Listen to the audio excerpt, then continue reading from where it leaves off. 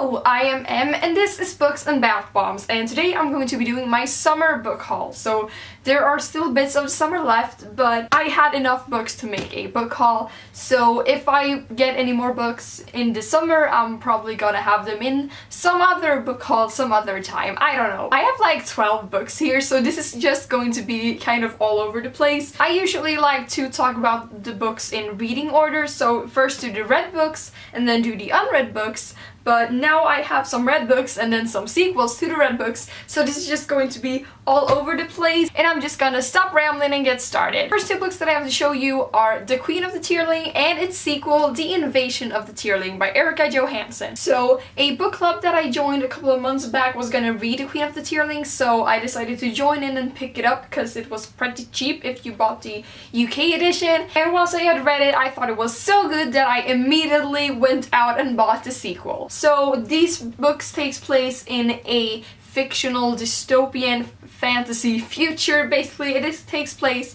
in a very distant future where the world has like been turned into kingdoms and stuff again, and we follow our main character Kelsey, who is just about to become queen of her kingdom. So the first book deals with her traveling to her kingdom without trying to get killed and her settling in and trying out being the queen. And from what I can gather, this book deals more with backstory and her being the queen. I haven't read the sequel yet. I'm gonna read the sequel probably in September or October to prepare for the final book when that comes out. I don't remember when that comes out. I think it's in October or November. I'm gonna look into that, but I'm not reading it right now. I really enjoyed this. Like I said, I talked about it in my wrap-up and I basically praised it because Kelsey is such a great main character and the story is just so interesting and awesome and I love it. So I can't wait to read this second one too. I hate that I have to wait, but I'm doing it so I'll be able to enjoy this series as a whole more. Okay, so this is going to be a mouthful. I got Revenge, Ice Cream, and Other Things Best Served Cold, and Hearts, Fingers, and Other Things to Cross. The two final books in the Revenge and Broken Hearts trilogy, I think is what it's called, by Katie Finn, aka Morgan Matson. So this is the second book and this is the third book in this trilogy, and I read the first book earlier this year, so I decided to get sequel and then I read it, and then I immediately went and picked up this one because it was so exciting. So in the series, our main character Gemma did a very bad thing to her best friend that she had when they were 11 years old, resulting in a very bad relationship with her dad and also a very bad relationship and a very bad conscience to this other girls that she was best friends with. And 5 years later, she returns to where she was spending the summer when all of this happened, and she meets this girl, and by chance this girl doesn't recognize her, so she decides to try to make amends, and that is what the first book is about. And many consequences of the first book takes place in this book and this book. And there is a lot of drama, a lot of humor, and a lot of awkward situations, and I love this series. It was so easy to read and so much fun, and there was so much drama, and I love the drama. And in the end, the main character ended up with who I wanted her to end up with, so that's fun and stuff because OTPs are nice when they are canon. So yeah, I got both of these in these past recent months. So in my spring book haul, the last book that I hauled was The Winner's Curse by Marie Rutkoski, and I finally read it last month and I really enjoyed it, so I went straight ahead and picked up The Winner's Crime by Marie Rutkoski also. And this is the sequel to The Winner's Curse. This series is a fantasy series without fantasy. It takes place in a fictional world, a fictional kingdom, and there is a lot of political intrigue and that sort of element, kind of Game of Thronesy, kind of not. Shortly, it is about this big conflict between these two races. They both want to rule this kingdom and they fight with each other and make each other slaves. And there is quite a heavy bit of romance between the two main characters who are from different sides of this conflict, and it's very fun to read about. I don't really ship them or care very much about them, but they are very cute, so it's nice and fun to read about, but I care more about the politics and stuff in this story. I think that this book will focus more on the romance, and I feel like that might change my opinions because I feel like the romance didn't have enough time to develop and properly in that first book, so hopefully this book might make me ship the ship a bit more. more. I haven't read it yet, obviously, but it is on my TBR for this month, so hopefully I will get to it. Remember when I spoke about Illumicrate? Well, now it's time to bring them up again because the next book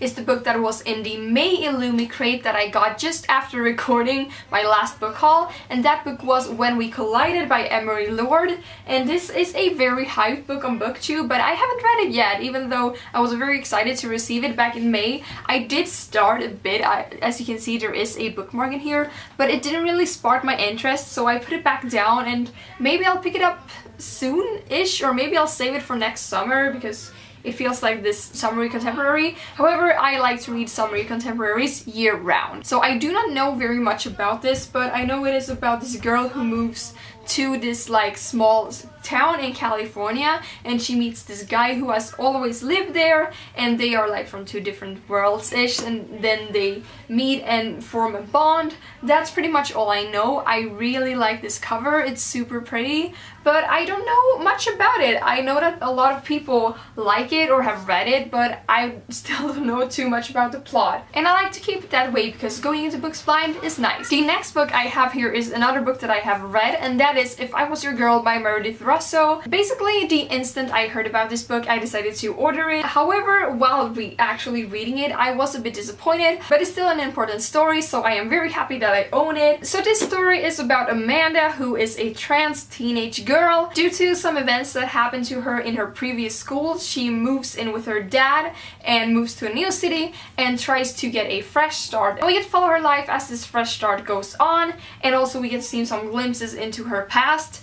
And this book was disappointing to me because the plot wasn't that well developed, not much happened, it was pretty boring to read, but all of the trans elements of this were really interesting. It was very refreshing to read from a trans person's perspective because I've only done that once before. And even though this book wasn't really the best story-wise, I still feel like it deals with an important topic, and it's also a case of own voices, which is super important, so I enjoyed it a bit, but not that much. The book I had to show you is yet another book that I have read that disappointed me, and that was The Crown by Kira Cass. So this is the fifth and final book in the Selection series, and this is the sequel to The Heir, which is the duology about Edelyn.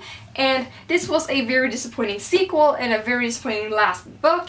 It was very short, it didn't resolve things at all, not much happened, it was boring and stuff. I enjoyed it a bit, but not very much. Okay, so the final of the books that I have bought recently that I have actually read is a book that did not disappoint me, and that is Trials of Apollo 1: The Hidden Oracle by Rick Riordan. So this is the first book in Rick Riordan's newest series, Trials of Apollo, which is about the god Apollo. So basically what this story is about is that Zeus is mad at Apollo for doing some shit in the Heroes of Olympus series, so he sends Apollo to Earth and strips him out of his godhood. He is just made a regular teen and she has to survive on his own. So he decides to go seek refugee at Camp Half-Blood, and once he's there, we meet all of the characters that we love. However, everything is not what it seems. Campers have started just disappearing in the woods, and something mysterious is going on.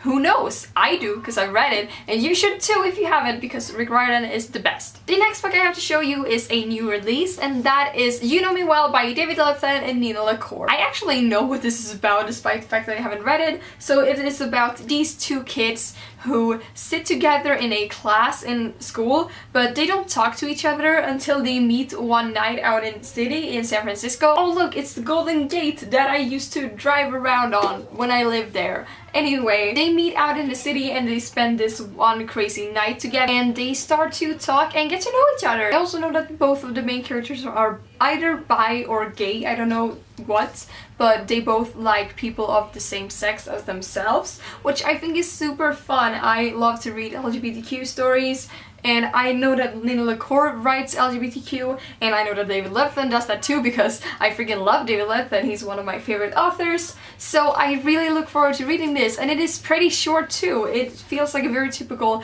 David Levithan novel, so I am very, very excited to get into this. Right, so I have two books left, and they are both from the same author again, and those two books are This Savage Song and The Unbound by Victoria Schwab. So I read The Archive for Book 2-a-thon, and it kind of rekindled my love love for Victoria Schwab, so I got 2 of her books recently. The Savage Song is her new release, which is about a world where both monsters and humans live, and it's about a main character who's a human and one that is a monster, and the human wants to be a monster and the monster wants to be a human and stuff. And from what I've heard, this has no romance in it, which sounds super refreshing and awesome, so I can't wait to dive into it because I love Victoria Schwab so much, and this cover matches my V.E. Schwab covers and I am super happy about it. And The Unbound is the sequel to The Archive that I read last month. So the Archive series takes place in a world where there is a big library called the Archive, where kind of copies of everyone who has ever lived lie on the shelves, and all of their memories are stored there, and the people who work there